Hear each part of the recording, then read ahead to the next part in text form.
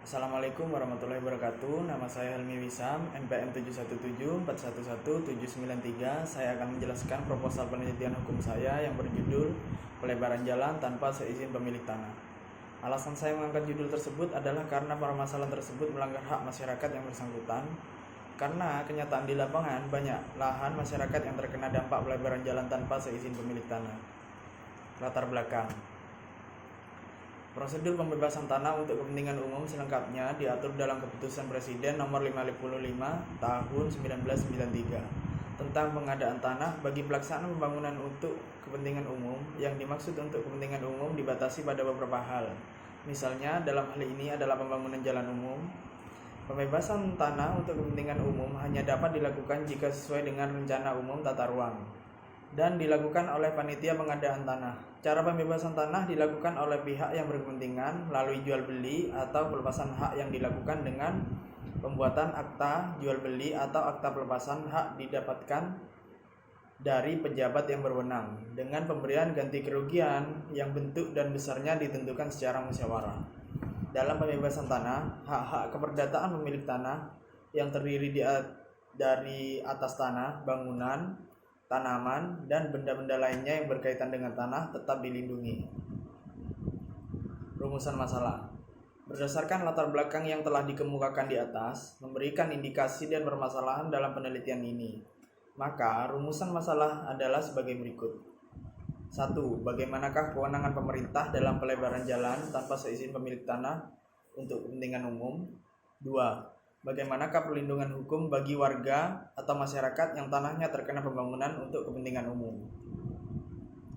3. Tujuan penelitian. Berdasarkan rumusan masalah yang telah diuraikan di atas, tujuan penelitian ini adalah untuk memperoleh deskripsi mengenai pelaksanaan pelebaran jalan tanpa seizin pemilik tanah untuk kepentingan umum.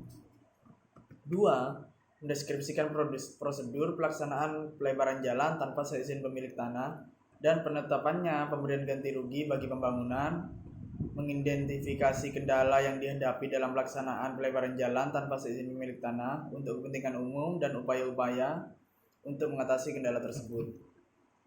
Manfaat penelitian. Manfaat penelitian yang hendak dicapai dalam penelitian ini adalah sebagai berikut. Manfaat akademis atau teoritis. Penelitian ini diharapkan dapat menjadi bahan informasi hukum bagi para akademisi hukum, khususnya mengenai pelaksanaan pelebaran jalan tanpa seizin pemilik tanah. Selain itu, diharapkan dapat menjadi penambah wawasan ilmu hukum bidang pertanahan bagi masyarakat umum. Manfaat praktis. Penelitian ini diharapkan dapat memberi masukan bagi para praktisi pelebaran jalan tanpa seizin pemilik tanah yang terlibat langsung dalam proses pelaksanaannya. Metode penelitian yang saya gunakan adalah empiris. Kenapa saya menggunakan metode penelitian empiris? Karena saya ingin melihat bagaimana permasalahan yang saya angkat dari sudut pandang masyarakat dan upaya pemerintah menyelesaikan permasalahan tersebut. Sumber yang saya gunakan ada dua, yaitu data primer dan data sekunder. Teknik pengumpulan data yang saya lakukan untuk menulis proposal penelitian ini ada tiga, yaitu observasi, wawancara, dan dokumentasi. Untuk dapat menganalisis data dalam penelitian ini, maka digunakan langkah-langkah 1. Pengumpulan data, 2. Reduksi data, 3. Penyajian data, 4. Penarikan kesimpulan dan verifikasi.